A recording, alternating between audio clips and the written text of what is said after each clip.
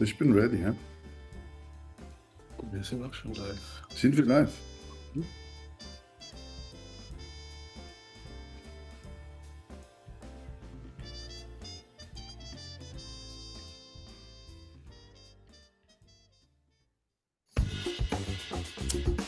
Du sagst ja gar nichts.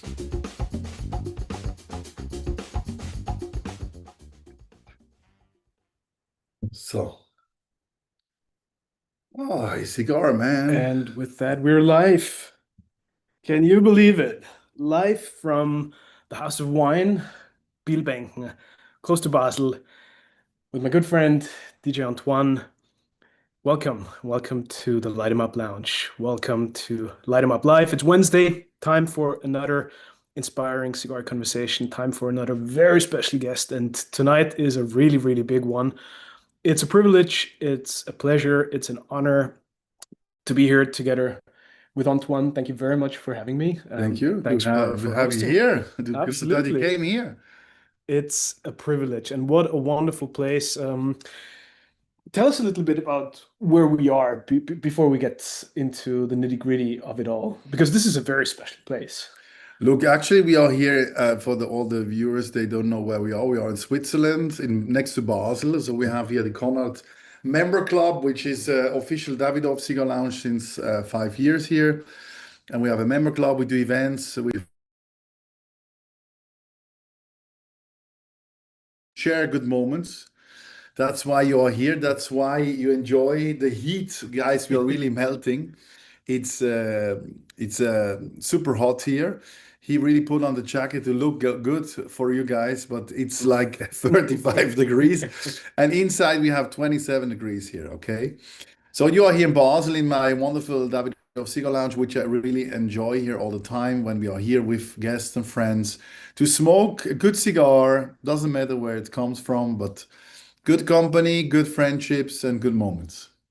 How very true. And as always, for you guys joining us on the live stream today, make yourselves heard. If you have any questions, chime in. Please, for those of you joining us here via Zoom at the lounge, make yourselves heard. Put the questions in the chat box or unmute yourself, and we'll happily share your questions with DJ Antoine. For those of you following the YouTube live stream, welcome and thanks for tuning in as well. You guys, please feel free to have at it in the chat box and in the comments. I'm checking, I'm following. So if you have any questions over there, please chime in as well. Plenty to talk about. I have to say I'm a little starstruck because your music, Antoine, has been, I would say influential for a lot of people, and especially for my generation. It's part of the music that we grew up with, the music that we enjoyed our first parties with, the music that everybody was dancing to when they were clubbing in the, well, 2010s, I would say. I believe Welcome to Saint-Tropez became a huge hit in 2011. Cherie soon thereafter. Let's rewind a little bit and let's go back to the early days of DJ Antoine and how the whole music journey truly started for you. Look, it's like this. I always did what I loved in my life. Not always I can do what I love, but let's start where everything started. I was 14. I went to some clubs and the DJ was playing shit, He was playing the wrong record in the right moment. So I said, I have to change something. That moment I played punk rock, skate trash, rock, totally different music. I had long hair still here. So I had a totally different look, but I always loved to enjoy. I love to handle the people with my music. And that time, of course, I played music from a lot of other famous producers. At that time, I did graffiti. I was during the night on the next to the train stations and make graffiti. So I was another type of DJ Antoine or Anton Konrad that you know nowadays. Then when I got 19, I started my own business. I studied logistic and transport. I loved truck. I loved cars. I loved boats, big boats, ships. I love airplanes. So this is what I loved that time. So I said, okay, let's follow this way. And with 19, I started my own business. I imported records from all over the world. First from Belgium, from England. I had record stores, first one, then two, then three. Biggest record distribution in Switzerland. But I was always into that music, electronic music. In '94, I started with electronic music. And I did my footsteps there. I had in '95, I started with an illegal club. Some people know Studio 54 in New York. So we had like the House Cafe in Basel. It was, of course, a crazy time, a crazy different time. We had an illegal club. That was so nice to enjoy the party more in the underground. And I love the underground. I come from the underground. Nowadays, of course, DJ Antoine is commercial. People know the hits, that all is about streams and the algorithm. So nowadays it's different. But still, one thing is still there, is enjoying the good moment. And when I think back in my time, I always love to enjoy a good moment. Of course, I come from a 8 square meters bedroom, so my life is not born in luxury and cigars and champagne and good wines and raw wines. I come from, let's say, nothing, but I had a nice childhood, but not an easy childhood, but a nice childhood. But this made me maybe to that what I'm nowadays. I believe what I do. Always I believe what I do. Always have my vision, my dreams, and I always try to be different than others. Of course, you started to talk about 2010 when the big records came, like Welcome to Saint Tropez, Cherie. These were like 4 times platinum records. We made so many, like more than 90 platinum, 4 times platinum, gold, triple gold, 4 times gold records in many, many countries. And yeah, this is after 2010. Before I had in 2004 to 2006, I had 2 records this time, and Work You Pussy, which is a more dirty lyric. I had hits in America and South America. I was touring a lot in Miami, live in Miami, Chicago Crowbar, and Canada. So I go also back to this July, the first time after, let's say, 15 years back on a Canada tour. But music goes around, comes around, and with music you can tell stories. And what is the nicest thing after a good show is sitting down, smoke a cigar, hang with your friends, or even a nice evening. If you hang out with friends, you can talk. I see people sitting most in the garden now. I don't know where all these people sitting, but it's warm, I think, in many places in the world. But the good thing is to sit down, enjoy, and relax and have a smoke. Now, what's very interesting is that couple of important points here. So first of all, where we are right now, close to Basel, is actually where you're from originally. So this is your home turf, and that's why I think it's even more special because despite the global success, you never lost touch with your roots and where you actually come from. The other reason we're here tonight is because of our shared love for the finer things in life. We have a beautiful bottle of wine sitting next to us. We're smoking some fabulous cigars.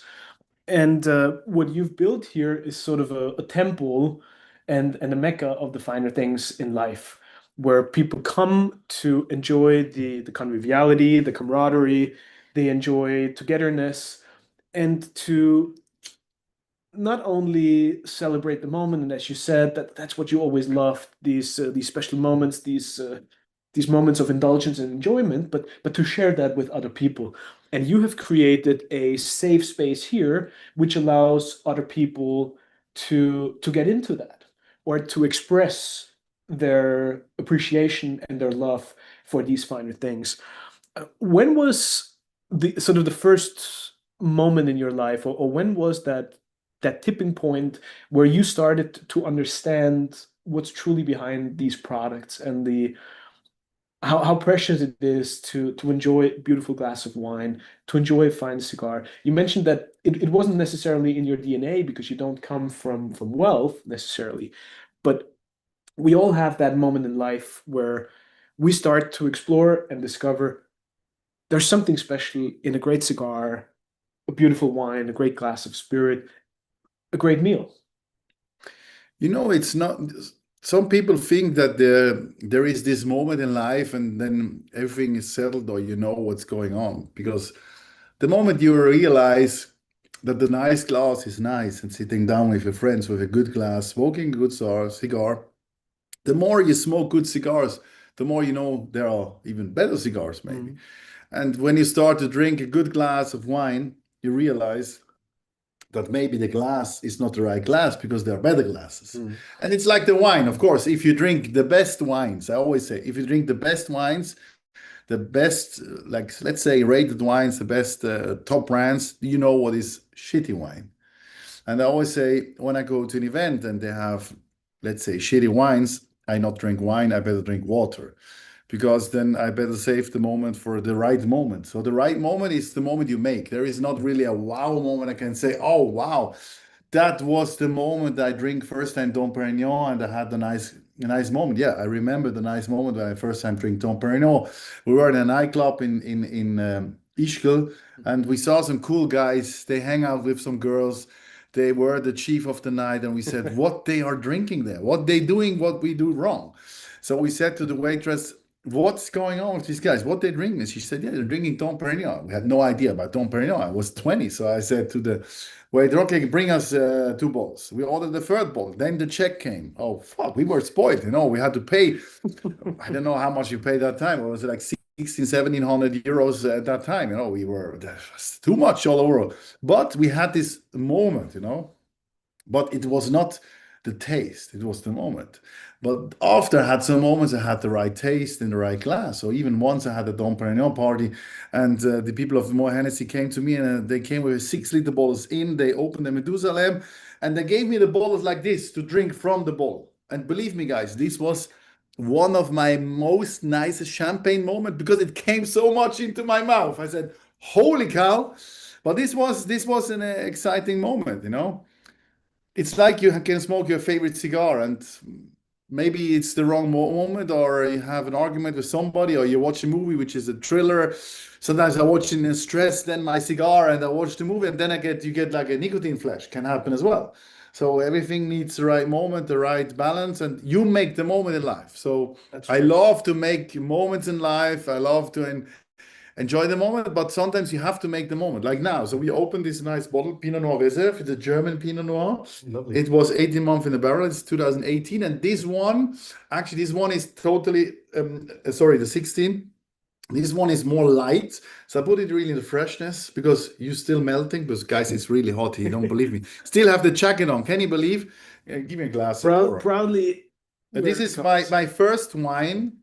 To let you know, guys, I made my first wine in Germany, and I didn't want to be a wine producer or do wine because I come from the music industry. I always loved to work with luxury brands. When I was young, I was watching James Bond because I not watched James Bond of maybe the greatest story. I like the style. He drinks Dom Perignon, has a Brioni style. He has a Brioni suit. He drives a nice car. He had a nice lady. So for me, it was like if you watched James Bond from the 60s. The things you see there, the things that are coming now, you could also learn that time from the future. And for me, it was comes back, right? Yeah, exactly. Certain fades, trends, modes, it all comes back. That's exactly. And I didn't want to do wine, and then I tried this wine in a restaurant. A good sommelier came to me. So cheers. Cheers. Thank you very much. And we drink it called Salute, guys, whenever you have something to drink. If not, we can ship it to you now. You get it not today.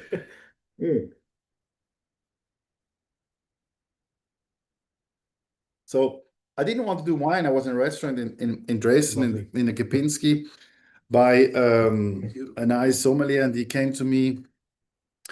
And he's also a chef, and he said, hey, you have to drink this bottle. It's amazing. It's a Pinot Noir. I said, yeah, but on Saturday, I cannot drink 2 bottles of Pinot Noir. I'm going after the show and having a concert. I will be spoiled. So I said, okay, I will take the bottles with me. I pay them, no problem. I tried them at home, and I really loved it. So I went to the wine producer, and I wanted to pick up the wine. I wanted to have a good moment with him for 10 minutes, but I stayed there 6 hours. Believe me, guys, or believe me not, I stayed 6 hours.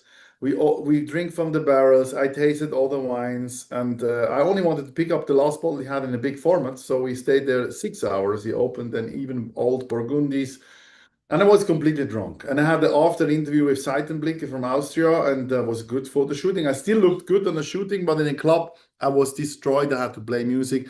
And after the club, he came with a share bomb and 3 liters. I said, Antoine, let's open another one. I said, how we can drink more wine? I drink wine for the next 2 weeks. But in that moment, I give him the handshake and I said, "Listen, Norbert, I gonna buy your production of your Pinot Noir, and I make this as my next business, as a hobby." And I said to my accountant that time, I remember exactly, "Let's do this wine in the garage for friends, and in 10 years, maybe we stop to work." This was 10 years ago, but I still have to work. It's not like I didn't find the exit yet because I made this wine business, which takes me a lot of money, but it's a good business. Well, And I started with a good idea. And that's why we're also sitting here, because we share lifestyle. And if you would not share the lifestyle, you would not sit here. Or you would not talk maybe today about wine with me. That is very true. But the other thing is, well, I guess technically you probably wouldn't have to work anymore if you didn't want to. But the one thing that I always recognized and I always very much appreciated sitting down with you, sharing great moments with you, is that you have a profound love and appreciation for these things and sharing these things. And that's why you put them in a bottle, you offer them as a holistic experience here at the House of Wine. You fly your members all around the world in a private jet. You bring people to your gigs when you play at the club. And those are very memorable moments. So you don't do it just because of the money, you do it because you love it.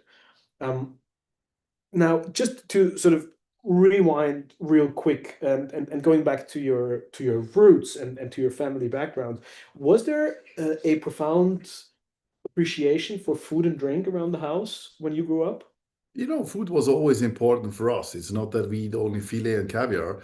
No, but we eat also easy things. But a nice evening with a good pot of good salad sauce with a good bread can be also a nice dinner. Absolutely, yeah. And if you see the difference, you can go to a Michelin star restaurant and you can have a crazy dinner there, or you can just eat the sausage on the grill. It's also nice. It depends the moment. But what was important for us was the moment to enjoy good food. Yes, this was already there in my family.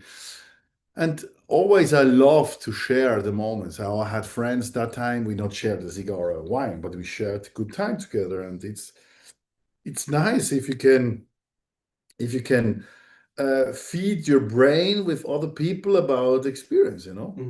This is what I love. And I give you quickly a short view, guys. So this was a white room. Before here we have a fireplace like Burgundy style. So I turn quickly that you see, maybe you don't see so much, but we have a nice cigar lounge here with chandeliers. Sometimes we make parties here. Sometimes we only smoke cigars here. But this is like this, I bought this building, this House of Wine. We have a big hall, we have different wine rooms, and I bought it in 2019 because I wanted to bring people together here. We are outside in the industry zone of Basel, and it's not a spectacular outside, but the inside is spectacular because it's for me like a house. If you come in and you have it warm and nice there, it's also nice to sit in a garden and smoke a cigar. But in winter you sit, depends where you live. You sit inside and you have to enjoy as well and invite your friends. And sometimes you're alone, sometimes you watch a movie, read a book, or have a conversation, or just enjoy the moment. And there was a really important moment in my life last Sunday. I had a show. Friday I was playing French side of Switzerland.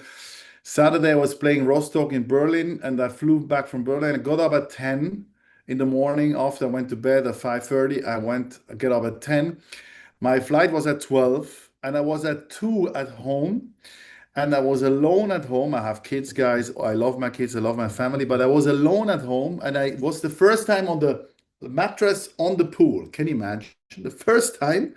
And I smoked a cigar. It was the perfect weather condition. And I started to laugh so loud for myself. I said, I live now in this house for 14 years.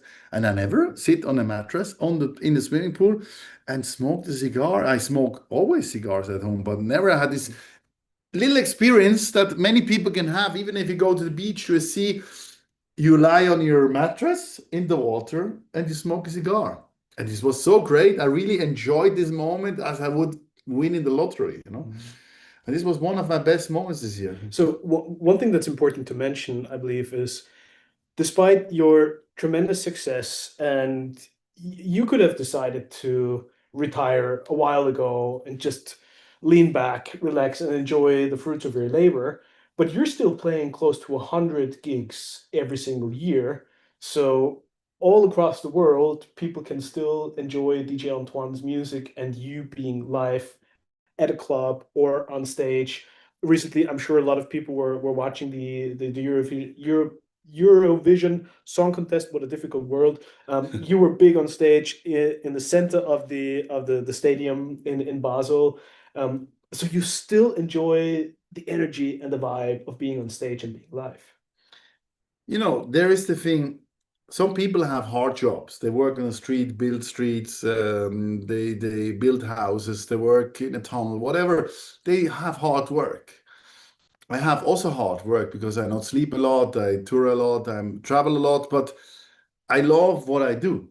And when I'm on tour, when I play music, the best thing is in life for me is only touring. Play music, and you say, yeah, I could stop work and only do and enjoy life. But how life? No, boring is maybe the wrong word, but yeah, maybe the life would be not sad, but to not do anything would be my life for me boring. I always like to create. I like to create with people to get ideas and share moments and be surrounded with good people. But of course, I could enjoy my life and do nothing, but then the current lifestyle would not exist. Of course, I could not have all my properties I have in Italy, in France, and in Switzerland and enjoy the life maybe in the same modus. But money value is not everything. I think the most important thing is happiness, you know, enjoy moments, enjoy it. And of course, you can. I could go in Burgundy to my house and enjoy there and would not work anymore, but I would get bored. Well, initially, when you started out in music, was there a clear trajectory for you? Was there a clear path that you were trying to follow because you knew that's how I'm going to be successful and this is what I want to build? Or would you say it was more accidental, just along the way, and at some point it happens? No, no, I remember a good meeting I had with an agency, a strategy meeting when I started the Konrad lifestyle. It was like 9 years ago. And he came to me and he had quite good ideas, but he was more administrative person, you know. He was uh, working on this. You need a concept, you need a business plan of yeah in life. I don't know. Creativity not comes from a business plan. When I go in the studio, I start and maybe I want to do this, and in the end up I ended up with I want to do green, and the end up with black. Or sometimes I not make any good music today, or it's not life is not a business plan. For some people, life is a business plan because they have the right for it. They make a plan, and this plan is working, and they do this business plan. And I'm Maybe that's how they function, huh? That's how they yeah, think, how they a operate. good friend of mine is CEO and share owner of Boss and Donny Grieder. So I always think, wow, he's Hugo Boss, this brand. He was coming from Tommy Hilfiger, Calvin Klein. He bring this brand to the top. Then he went to Boss. He bring it next to the top.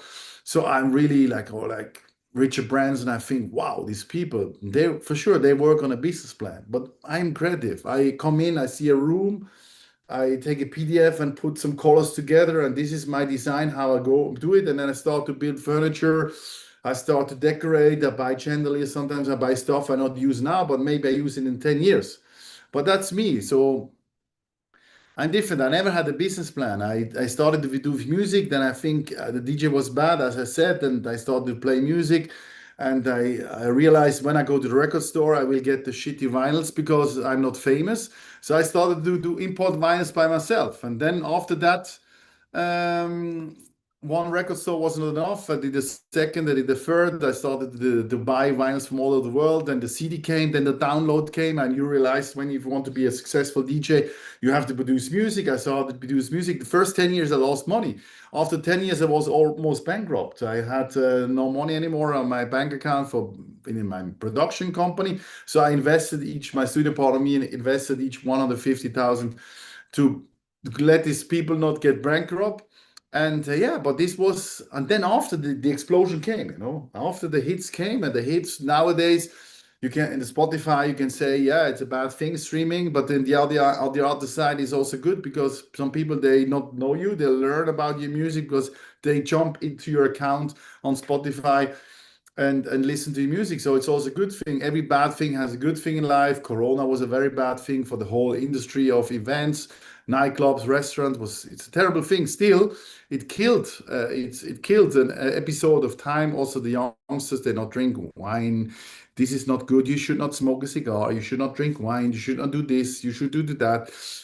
You know, I am an organic person. Not everything is organic, but I love to be organic. Sometimes you fail, and fail makes you stronger. That's something I wanted to ask you because you mentioned that, and I always find that every successful career, every successful vita has an element of struggle or failure where, it all goes to shit. You start from scratch. And every so often in life, it's not about the success story, but it's about failure.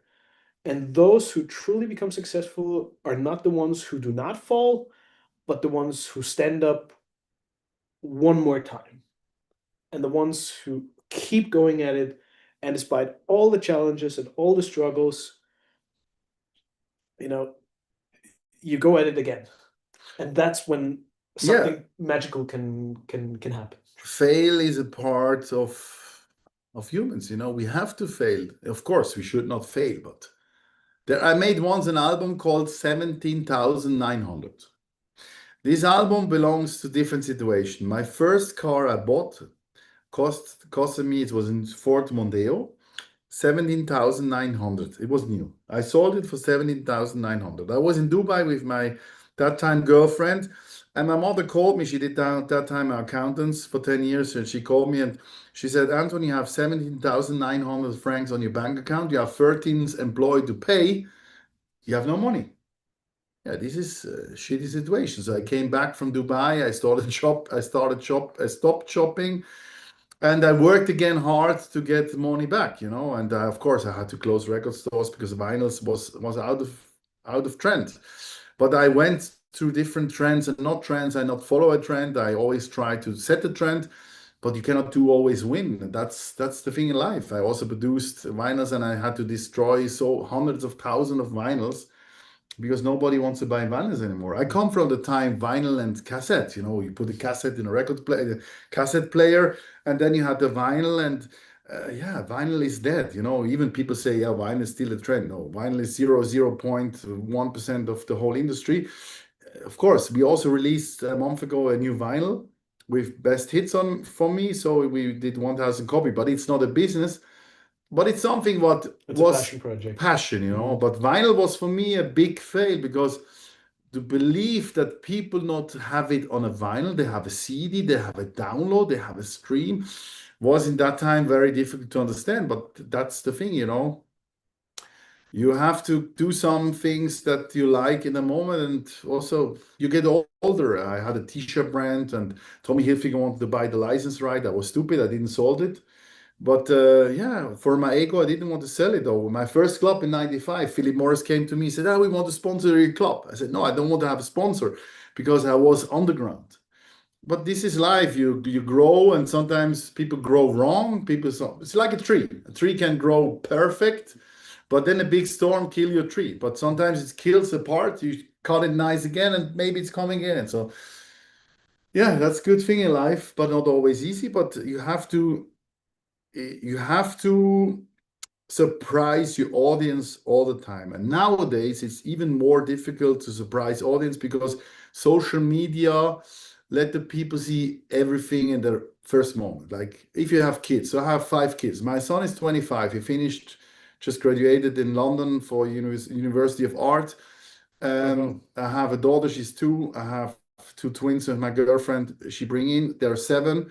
So we have 4 kids together. But you know, life is full of surprises. But nowadays the kids can go on the iPad and see a lion, they see a tiger, they see how you pour a glass wine, you see horrible stories in Everything is Instagram. always accessible, right? Everything, and a new restaurant opens, you go in Instagram and you see how it looks. Now, that time we had to go there. We had to go to New York. We had to go to Chicago to the Gibson Steakhouse. And my walk to the toilet was pictures of famous people. And I don't forget this moment because everybody was there. I could smell Frank Sinatra. He was there, you know.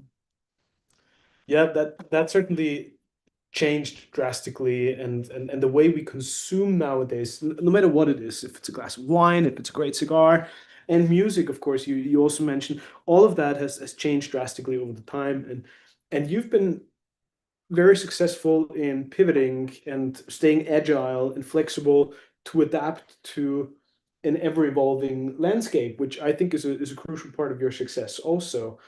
Now, one thing that I'm curious about is, where do you think the parallels or the similarities lie between the music that you've always been in love with and the music that you're producing versus the finer things in life that you can enjoy on your palate, the things you can smell and taste, like a great wine, like a great cigar, like a great plate of food?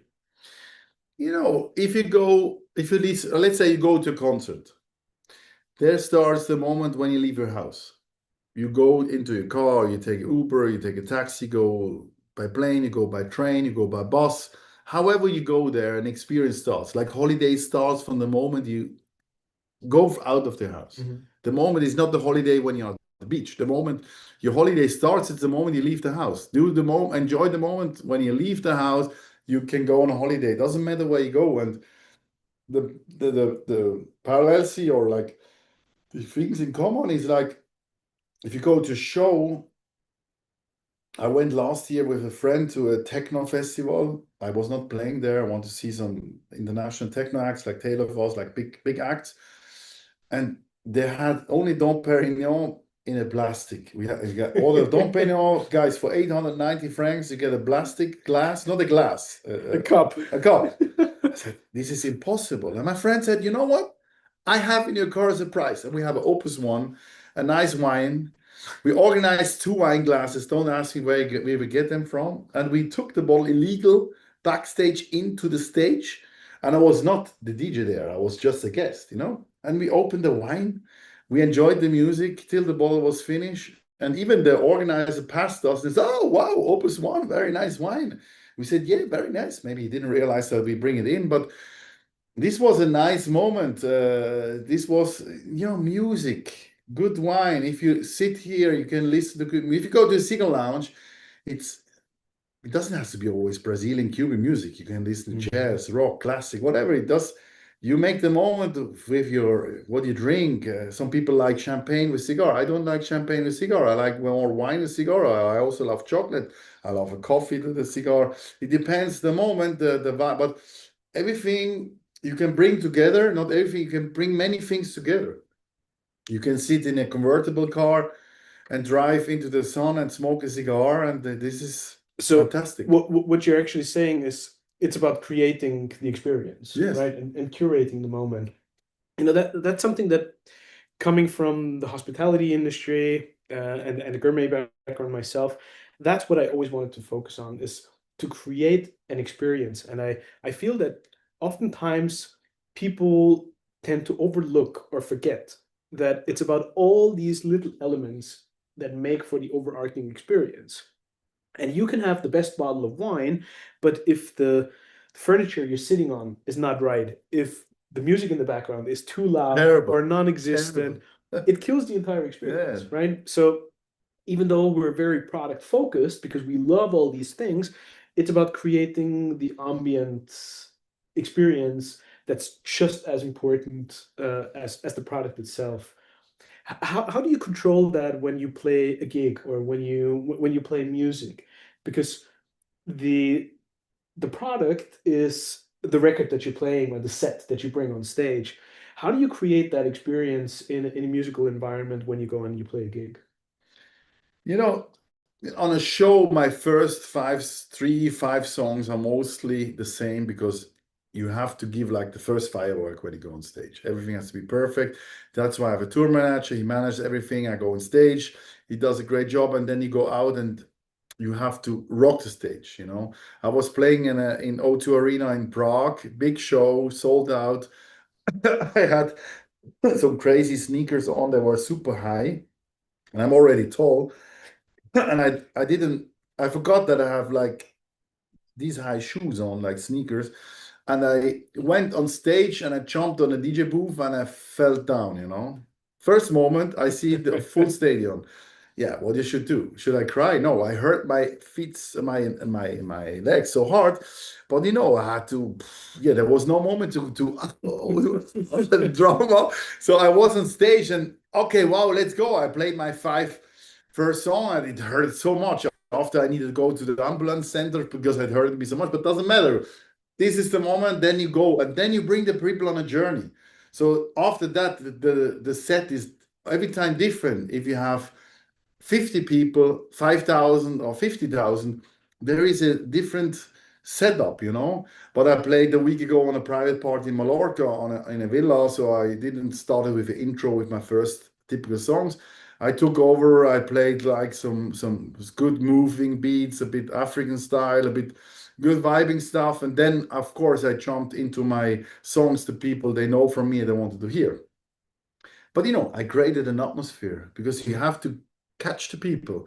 You have to take the people with you on a journey, and they have to go home, at least most of them, with a smile in the face and say, wow, that was the 10 euro, the 50 euro, whatever I paid entrance worth to see DJ Antoine playing a set and having this experience, you know. How important is improvisation in that That's context? very important.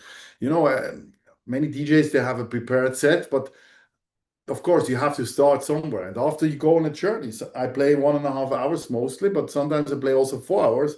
Depends, of course, the club, the audience, if the vibe is there. I played once on a tennis tournament in Croatia, and it was on Harbor, the event, the after show, and there was like almost nobody. We said, shit, what we do? We have to wait a moment. I said, no, let's start. I played 5 minutes and the people came from everywhere. I don't know from where. And it was so full. And 4.5 hours later, my tour manager asked me, how long you want to play? I said, why? I need to go to the restroom. I said, you can go. I don't know how long I will play. So it's the people you take on a journey, and it's the moment, you know. Sometimes you smoke a cigar, you finish it, sometimes not. Sometimes this sun is shining, sometimes not. Yeah, you have to feel the moment. That's very, very But true. of course, you know, if I'm on stage, the moment has to be great for the people. The people has to enjoy that moment. They have to feel the vibe, and you cannot always make everybody happy. It's like you said, in a cigar lounge, maybe it's the wrong music, or the air conditioning is too strong, or the leather seat is cold, because everybody has these typical Chesterfields in every cigar lounge. Everybody does the same. There's Cuban music, it's too loud, the wind is blowing from the air conditioner, like in Dubai. But yeah, sometimes then you have to not focus too much on the things you don't like. Maybe focus on the things you like, and then maybe the mood is always good. Very true. Now, you're obviously a true cosmopolitan in the sense of the word. You travel all over, you play gigs around the world. What are some of the things, some of the key takeaways from your international travels in regards to different cultures, how people enjoy and embrace different products in different parts of the world? You know, let's say I played in Cairo, I played in India. India, for example, I love the people of India, but I didn't like to play there because I felt the opposite of between super rich and super poor. Then the respect of poor people is like zero. I didn't felt good there, you know. Mhm. But I played in Suriname, I played in Brazil, I played in Mexico, I played there you meet different people. Sometimes you have an expectation. Like in Mexico, I didn't took any watch, I didn't took any expensive bag. Went there like like a farmer almost with nothing, and all people were like dressed up like super chic. I said, okay, maybe I misunderstood something, and I went to places like Rio de Janeiro. I had a super high expectation.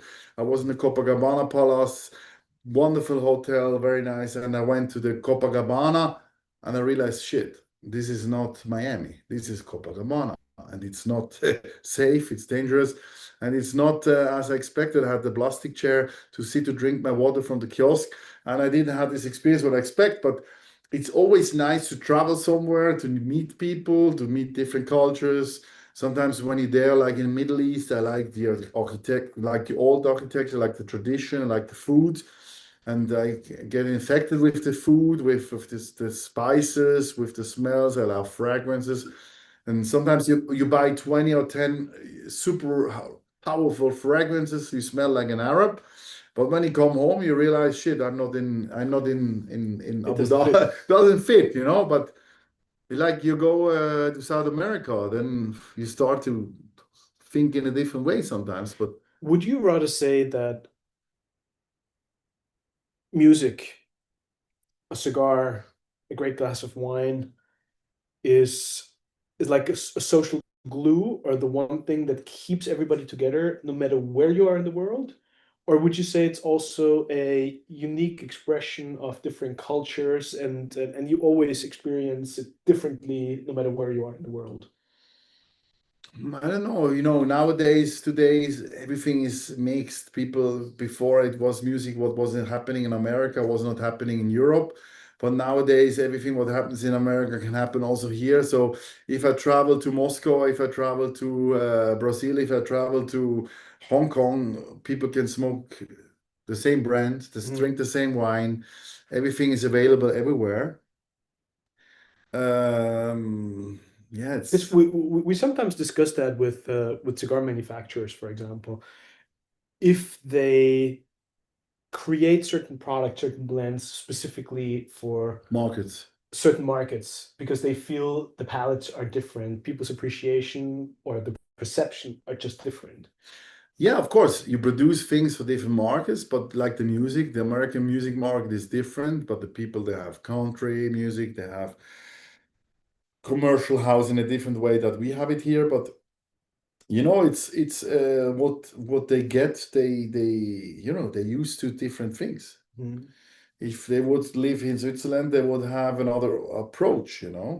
If they would live in Africa, they would have again a different approach. I was in Zanzibar 3 years ago. It was a great time, but of course, it's a different life. But if How is it for you as DJ Antoine when you play around the world? Would you rather say this is your signature, this is your style, and you bring it wherever you go, and people either love it or hate it? Or is there an element of adaptation where you have to tweak, or let's say tailor the experience to the audience you're playing towards, or the area geographically that you're in? Good question. Yeah, I play what I love. Sometimes the people understand it more, sometimes less. But I was playing last Friday on a show, and I thought, fuck, these people, they were eating me. There was like it was such a great vibe. They knew all the songs. You could play even biggest shit record, they would love it maybe. But it was such a great vibe. And then I said, you know what? I'm gonna play the theme of Star Wars. Middle of the show, I stopped the music. I played the theme song of Star Wars. And they freaked out completely. Like in a movie premiere of Star Wars, they freaked out. Then I turned it back, like I stopped it, and I started Welcome to Saint Tropez, and everybody exploded even more. But it was a surprise. I remember 20 years back in Kaufland, or 30 years back, I played um, Is it there? Is it there? Is it there? Like really old songs, sometimes in the middle of the set. And people said, what's going on here? But it's a surprise. But yeah, it's Do you think ultimately that, because that's another thing that we sometimes discuss with cigar manufacturers, as an artist, is it purely the art that you're producing? Is it purely an expression of who you are and what you want to transmit? Or do you have to carefully listen to the market and what the audience is expecting from you in order to be successful. It's those kind of two different schools of thought. Build it and they will come. Just stick to who you are and what you want to do, or listen to the market and try and offer something that's mass applicable. I'm now in January. I was 30 year self-employed. I play since 14. I'm now 50, so 36 year I play music as a DJ, and I always played what I love and always produced what I love. When I try to make music for the radio, guys, believe me, the radio, they don't give a shit about you. This is, you can watch Bohemian Rhapsody with Freddie Mercury, or like you can watch big movies, and it's always the same story. The record label didn't feel the song. I remember I produced Welcome to Saint-Tropez. I was in Amsterdam in October 2010. I presented the record label my new album, and one of the bosses of the record label said, "This is the biggest shit album we ever produced. This is bullshit." And I produced a half year in the studio, and as we came there, and me and my studio partner were like, shit, we were depressed. We went out of this meeting. We went for a dinner in a depression. I said, okay, what we do wrong? And Welcome to Saint-Tropez turned into a big hit, not because of radio. That time, thanks to YouTube, it got viral. YouTube, this was the trend that time. We made the music video, which was really organic produced from our good times in the moment. We put it on YouTube and it went viral so hard that you could not stop it. And I remember in November or winter in 2010, they told me, yeah, the peak is over. But the peak was not over at all. That time I had my first platinum record with that song.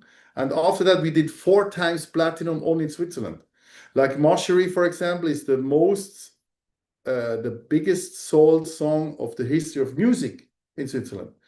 But that time they said also to me, yeah, the French label said to me, oui, mais non. I was in Ibiza giving them the chance to license Cherie, and Pierre said, oui, mais non, Antoine, tu sais, c'est trop, jalalala. I said, yeah, but listen, this is a hit. He didn't believe.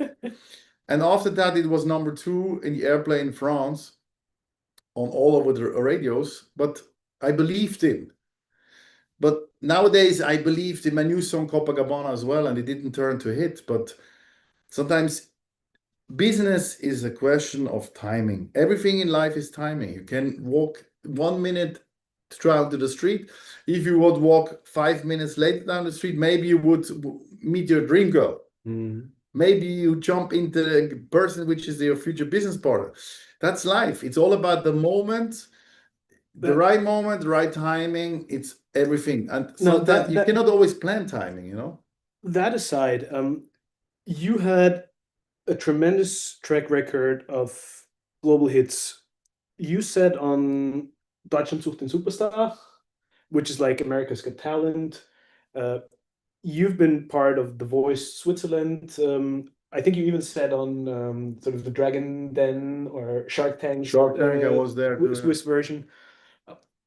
Can you spot a success story? Can you spot a hit right away? Or at least say, well, this got all the potential to be successful? I believed always in my songs, and I could say before I released an album, that time when the download was there, I could tell you the 5 most downloaded songs, and this was always right. I could tell you that. Nowadays, the streaming is not the same anymore because it's AI, it's the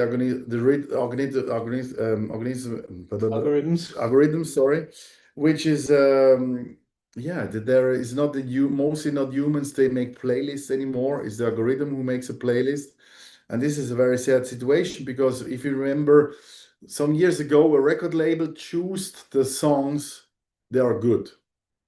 Nowadays, everybody, you guys, all of you, can make an AI song.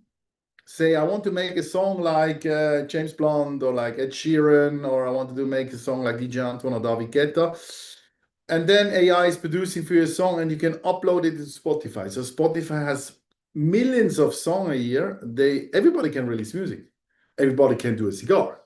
But for a cigar, you need money. You need an investment. For a song, you don't need an investment. So nowadays it's very difficult to create the hype. And also there is no TV anymore. The radio is not giving you power. Social media, you have to pay to get somewhere. If you're big on Facebook, I remember I had that time Facebook, welcome to 2010, Facebook was the biggest thing, you know. What happened? We could post a funny picture. We had like 90 millions like. I posted a picture of Mona Lisa as a joke. I don't remember what it was. 96 million likes. Crazy, no? Welcome to Tropez. I don't know how many, 200 million views in YouTube. But nowadays, you cannot make a blow on YouTube like before. You cannot make in Facebook. You have to pay. In Instagram, you have to pay. In TikTok, you have to be. TikTok is not this that you can make the hit. You need a creative team, or you have the best funny video that Ronaldo and people start to share or like your songs, and then it gets viral. But that's organic. But to know the recipe, how to create the hit is so hard. If I would know the recipe, I would not sit with you here. Guys, I would really love you. I would enjoy Bahamas with you. We would enjoy there. Well, even though you said you would be bored, so that's perfect. All this stress. Every day I got up in the morning, I sit in my office. I have so much administrative work. I don't know how it's for you guys, but administrative work, so many problems. People call you for problems. This is a problem. Everything is a problem. Let's do this business. Let me think. I'm not sure about. Let me think. Yeah, let me think. My life is short. How much time we need to think for everything? Antoine, quick question on the whole AI subject and particularly algorithms and the way that people consume content nowadays. Do you think that ultimately these algorithms presenting people content they supposedly like, do you think that's more base democratic because you actually see and you consume what you truly like?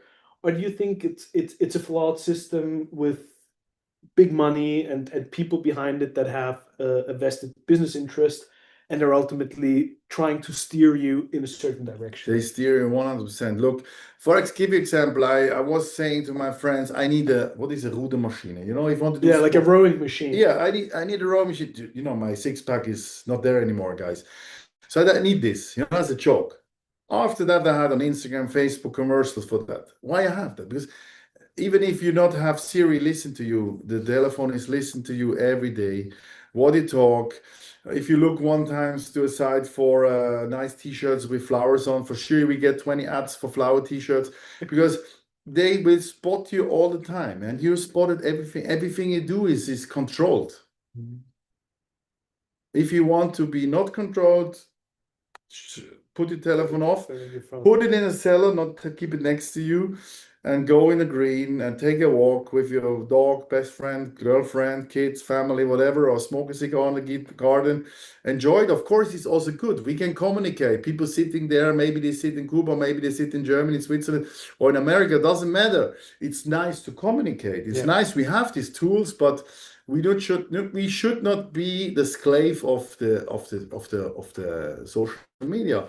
It's nice to see something in social media, but you don't know what is true because I had a pic last weekend was the wedding of Bezos.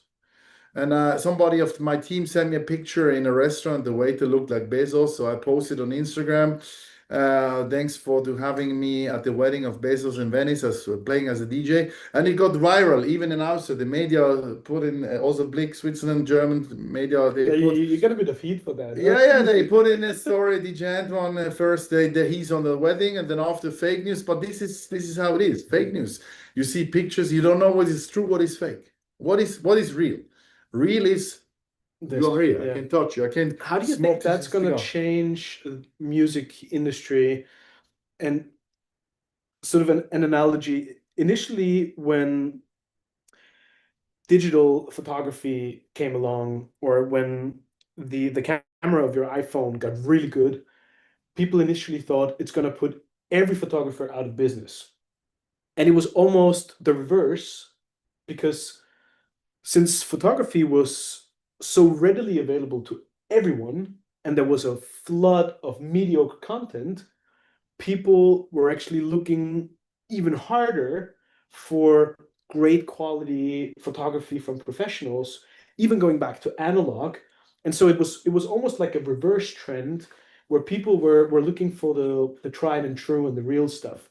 And now we've just taken the whole thing to a whole new level with AI, when it's becoming more and more challenging to differentiate between what's real and what's AI generated.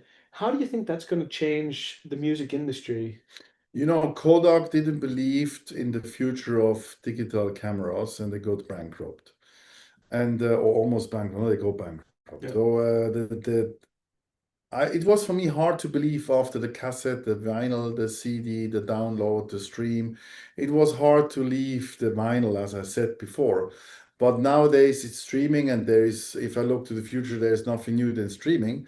So I didn't believe that one day you have to pay for you have to pay for certain things, but music almost is for free. You pay for the water, but the music you get for free. Mhm. Everywhere you go, you get music for free, but the water you have to pay. Something went wrong in this world.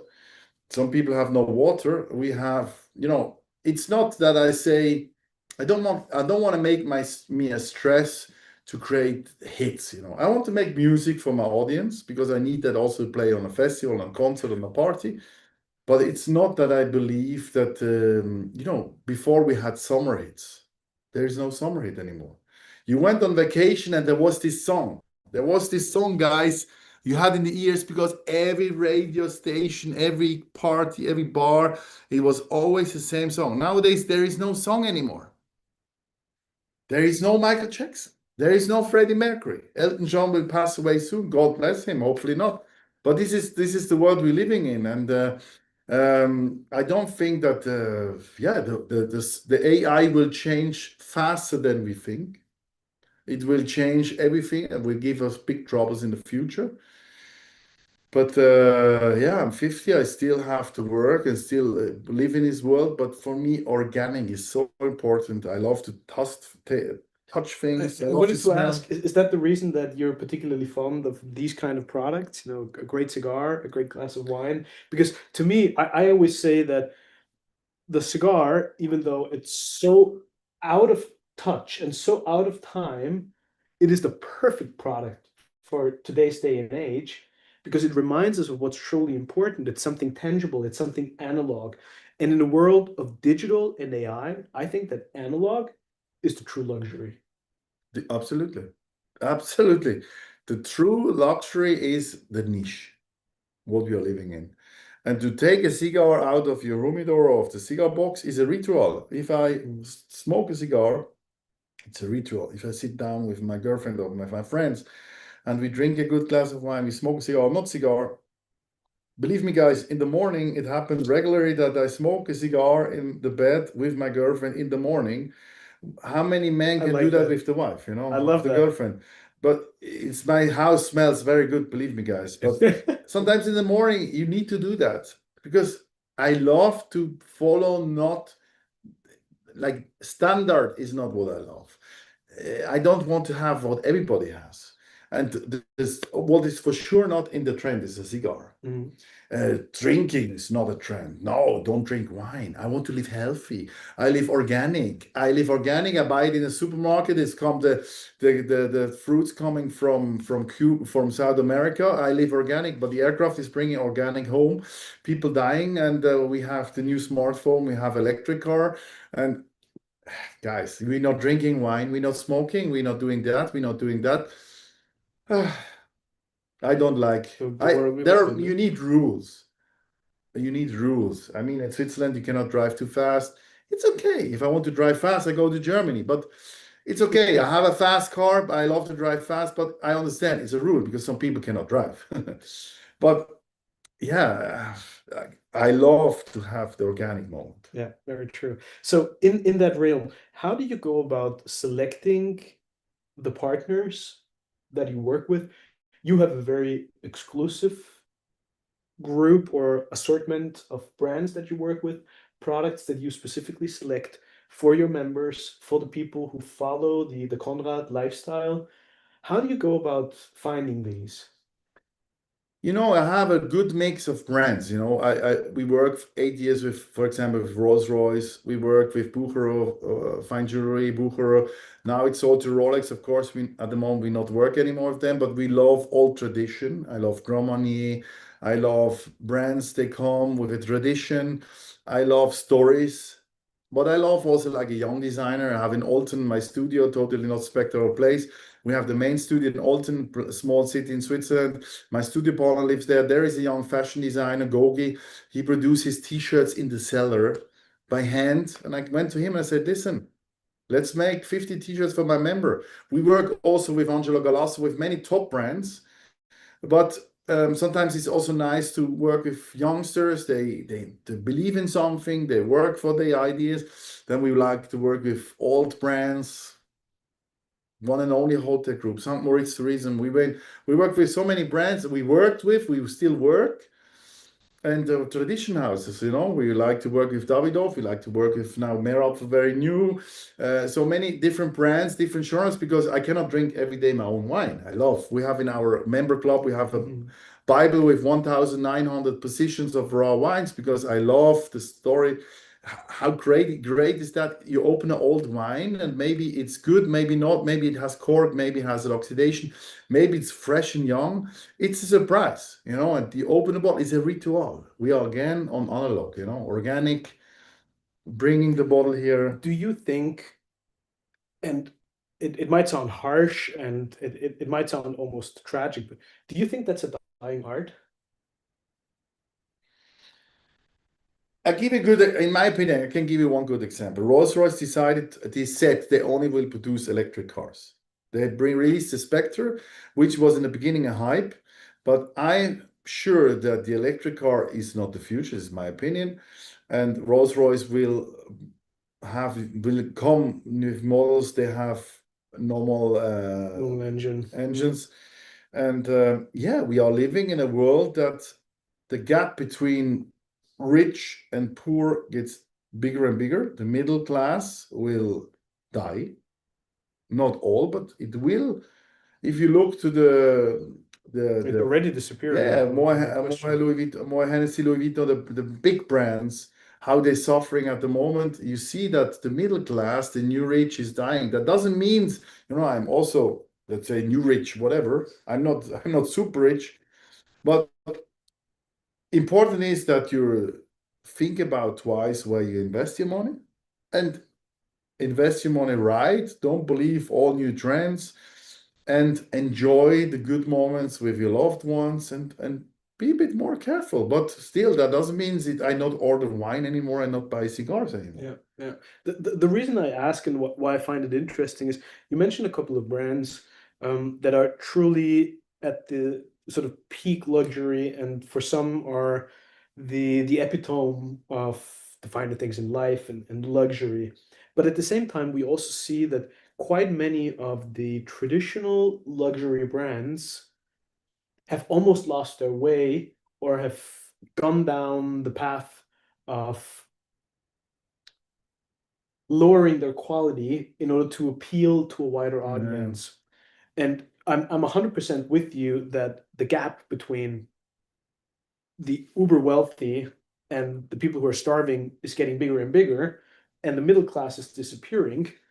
But so there can be different answers to that. You know, some brands, they're trying to lower their quality, lower their standards, and try to appeal to a wider audience, but there's only very, very few who are stubborn in their ways and who undyingly stick by their values and their convictions and what they believe is right. And that's where I think it almost feels like a dying art, because there's not enough of these brands or these people, these artists. Yeah, but this is also a bit of the generation. The young people, they're not willing to work that hard. They don't want to learn, do things, you know. I can compare, I have in my life, I had 3 Rolls-Royce, and the newest one, the Cullinan, the off-road, the quality of some materials are lower than the one I had 10 years before. And still there are good companies. They work in details and they love details. They're fanatic for this.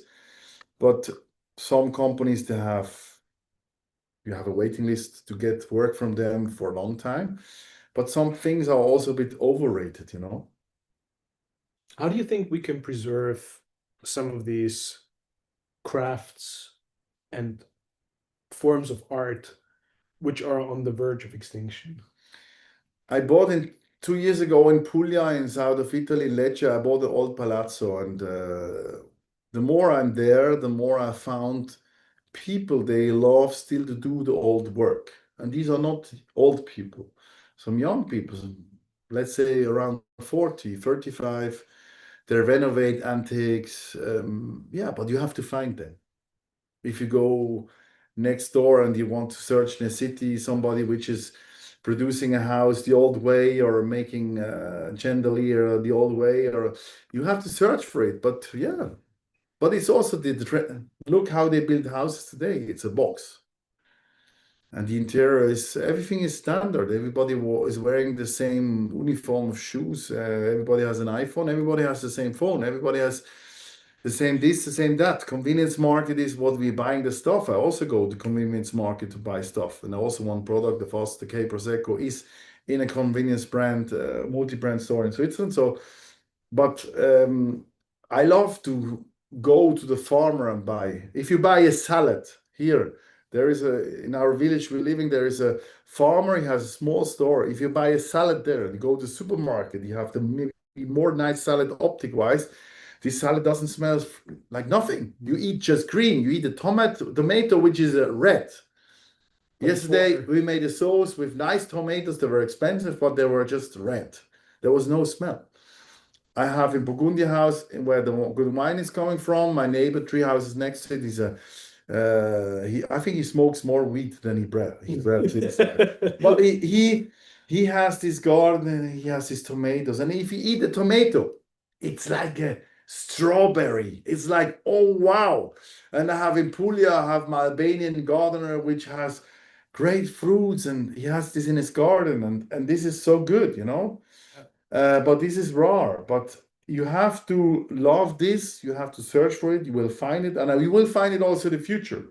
But the mass, they have this picture of a red tomato. They want the banana. They want the kiwi. They want the ananas. So this is what they want. Every year they want the tomato.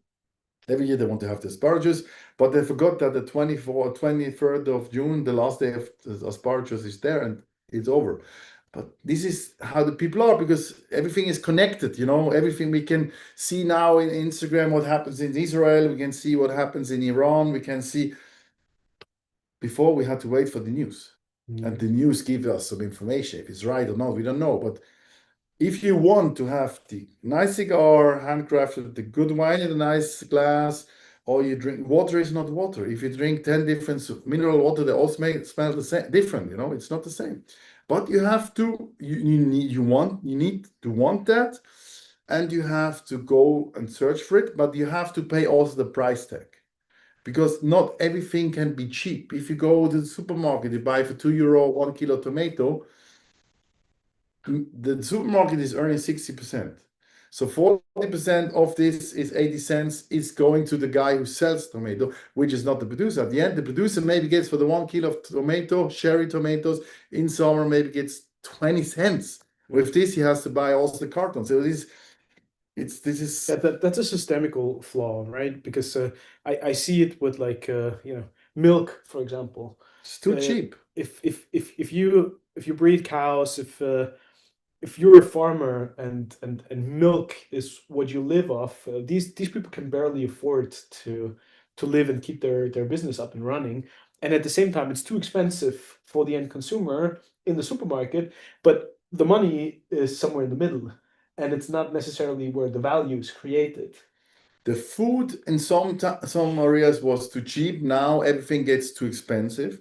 But at the end, it's not the producer who wins the money, it's the middleman who wins the money. And yeah, but some things were also too cheap. It was also too cheap you could buy EasyJet tickets before Corona for 19 francs to fly to Rome. 19 francs. This is not. This is something went wrong. Everybody can go to Mykonos. My cleaning lady goes to Mykonos. My ex-cleaning lady, I go to Mykonos to make party. Why everybody has to go everywhere? It's not that I don't. I'm not. That's not that I'm not happy that people can go to Mykonos or not. But not everybody has to enjoy the same standards because some people are lazy, they don't want to work for it. But some people they work hard and yeah, they can go to the. I come from nothing, so I know my first time in Cannes, I was 17 or 18. I had 800, no, I had 400 francs, 400 francs, 400 euros, or let's say $450. I went to Cannes for 1 week holiday. Can you imagine? So what I did, I went to the first night with my friends to the Carlton Hotel, which is the most expensive hotel at the Côte d'Azur next to Saint Raphael. But it's one of the, let's say every movie actor is there, you know, in film festival. You see all the top actors going to the Carlton or Martinez. We went to the reception. We asked, how much is the room? Because we booked the stay with a family apartment, somebody of the friends. We went there, had an apartment there in outside of Cannes, small, easy. We went with the old Lancia or Fiat down to Cannes, and we were 1 day too early. You know, we were young and stupid. You know, we went 1 day too early in the high season in Cannes. So we went to the Carlton, and they said it's 900 something was the room. 900. Okay, we were four guys. One said, oh no, I go to the match hotel, like super cheap hotel for like 30, 40 euro, I go there. But we said we want to have this one night, no, this one night. Experience. So we want to have this experience of the Carlton account. So we put the money together. We had each 400. We 330, I think it was per person, in three guys, 990 for this wonderful sea view room. It was not a suite in the Carlton.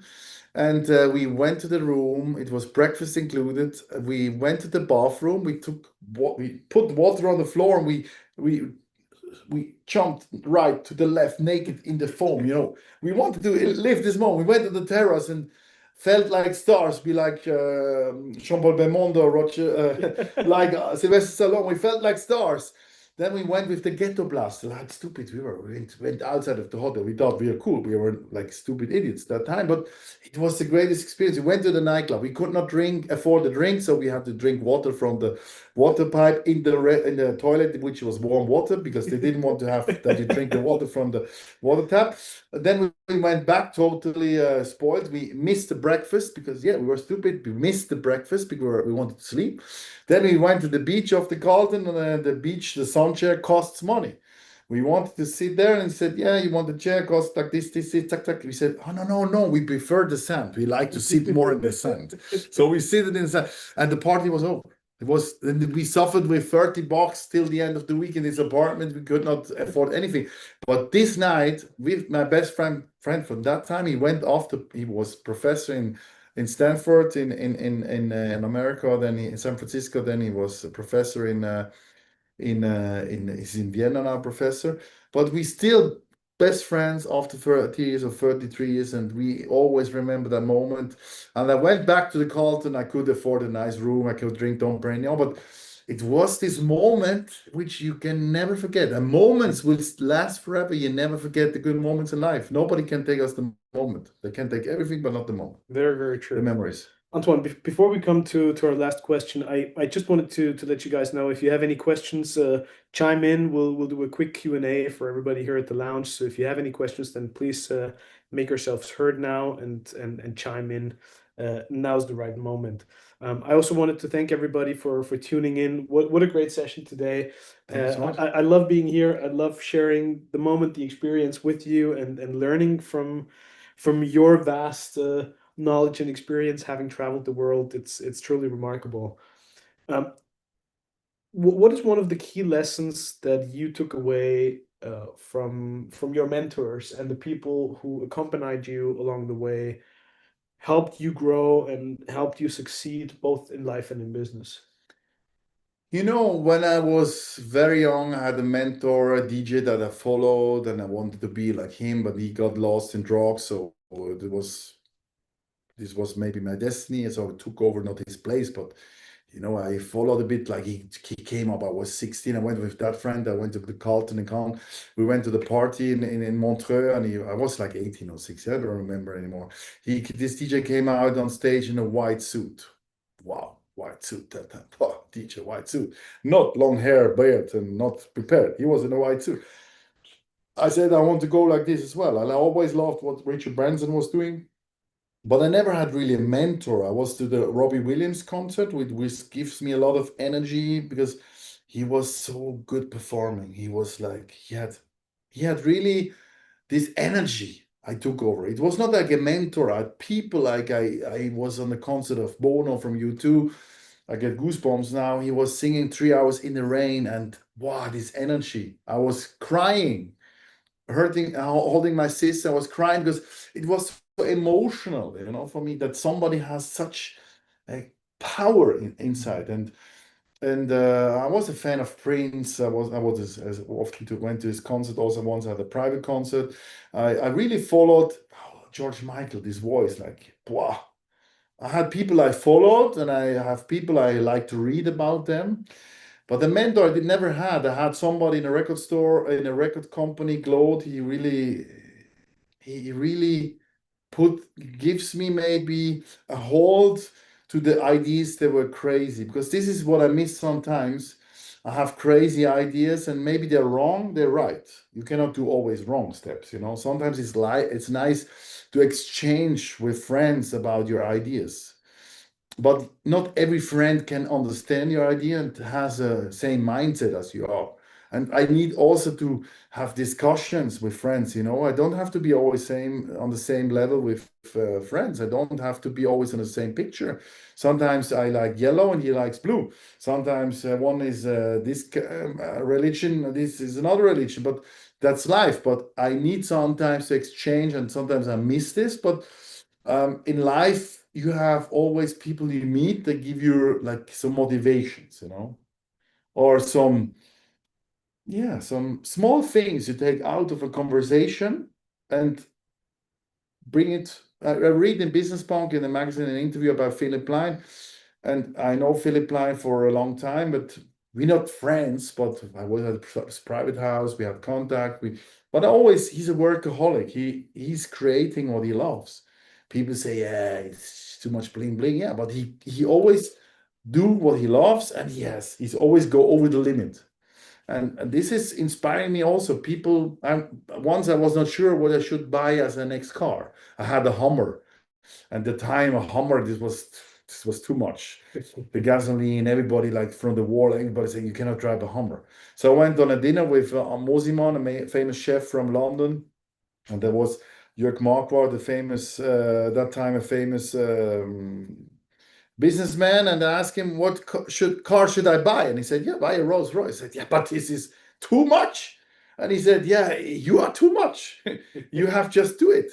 And some people cannot afford this, then they can do something else. I did it because it was too much. Sometimes I like to do what is too much, and I meet people, they give me advices, and sometimes it's a good advice, sometimes not. But It keeps you in check. gives me, yeah, exactly. But sometimes, I miss also to have somebody which is giving you these 10 advices, and wow, it's getting firework of it.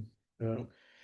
Probably we overestimate, or we overcomplicate these things, and believe that there's this one golden advice, or the one thing that a mentor has to say to you, which is going to change your life. But I read from another Richard Branson, from Peter Olsen, ex-manager of Boris Becker and Mohamed Ali. I met him, and he wanted to do my management that time, but I didn't felt that he will bring me on this next level. But I read his book, and in his book, what he said, he always go on time to the airport to have less stress and enjoy the moment. This is what I do. I never go too late. Of course, sometimes I'm late because I have to pack for 7 shows, 7 different life gets in temperatures. the way. Yes, but I like to be on time on the airport or on the train station, to grab a coffee, relaxed, to not run into the train, to take a seat relaxed, or go to the plane relaxed. This is something I changed. When I have a list with things I do, I have them sometimes on a paper, sometimes on my computer. Sometimes I make the things I don't like, because then it's done. these are small things. You always have to adapt yourself. It's like technique. It's getting the telephone. It gets newer and newer. Maybe the iPhone. They say it's new, but nothing is new. But we have adapt ourselves. And also for myself nowadays, I take many things more relaxed. That's not saying that I work less, but relax and not make myself a stress out of it of so many things which were so important before. Because if I miss a party, which I'm a guest, sometimes, yeah, I miss it because maybe I smoke a cigar with you. Yeah, very true. One very last question on that note.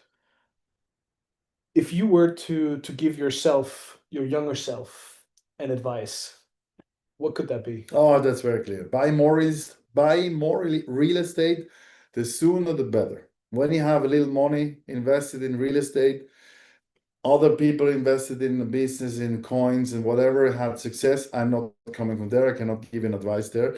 If you invest your money in wines and cigars, this is very difficult. Invested in good real estate, the AAA place. Doesn't mean New York and London, but in a good city, good area, good future area, invest your money there because you can sit on a toilet while you earn money, and that's the best thing. And when I was young, I saved my money because I like to see the money on the bank, but I should invest my money earlier. I invested my money in real estate, but I should invest earlier to get more profit out of it. And it's the best thing if you sit and somebody's working for you, because I work every day and I have to work because, yeah, life is expensive. Amen. Great point. Christian, you had your hand up. Chime in, buddy. Hello, fellas. Great conversation so far. Really have to say. And I got one question here that I found very cool from the chat, and I also have one myself. First one is, can you come to the club in Basel without being a member? And second, how did the two of you meet? Okay, the first thing, you can visit our club if you're not a member. We are open every day during the day. You can visit. If you want to come here and smoke cigars, we have every month an open door day. If you're interested in a membership, you can go on konradlifestyle.com and then you can apply for membership. Then we invite you and we can show you around. But you can call us all the time and say, hey, I'm interested to see the club. Of course, you're very welcome to see the club. And we always do this first exception because everybody has, of course, see us, and we want to meet also our members first, and then we decide you're in or we like each other, because it has to be also a bit a good flow with each other. And how we met, I always, this is what I love, to go in cigar stores or in lounges, and I never bring my cigar. When I was young, I bring sometimes my cigar to the cigar lounge, but how stupid, you not bring the wine to the restaurant. So the people come here, they smoke a cigar, and I always like to go to a cigar lounge or a cigar shop and experience new cigars I don't know. Then I buy cigars, ask what is good, what is that, what is this. And I like to buy a few cigars, and then I taste them, and I tasted with my girlfriend Merapfel. I bought two, one short for her, one longer for me. And we tasted it and we really liked it. So we dropped the mail and then we met. Exactly right. And the rest is history. Now we sit here for the second time. He's also a member in our club, and we're gonna do some nice projects in the future. And we want to create things together. This is the nice thing at our member club. We cannot create with everybody something, but we like to create with members or bring other people together to create new business or friendship, new ideas together. Thank you. Very appreciated. Thanks so much. Hope to see you soon. Absolutely. Definitely. People right next to Basel. That's the place to be. Antoine, thank you so much for spending this evening together with all of us, with myself, for sharing these wonderful products and the experience. It's greatly appreciated. Thank you very much for your time and for everything that you do. And to all of you guys, thank you very much for tuning in today. We'll see you next week, same time. Thank you so much, where we are. God bless you, and it was a pleasure to have a chat with you. Thank you. Until next week. Light them up. Goodbye. Great show. Light 'em up, guys. Thank you. Ciao. Gut, war schön. Super.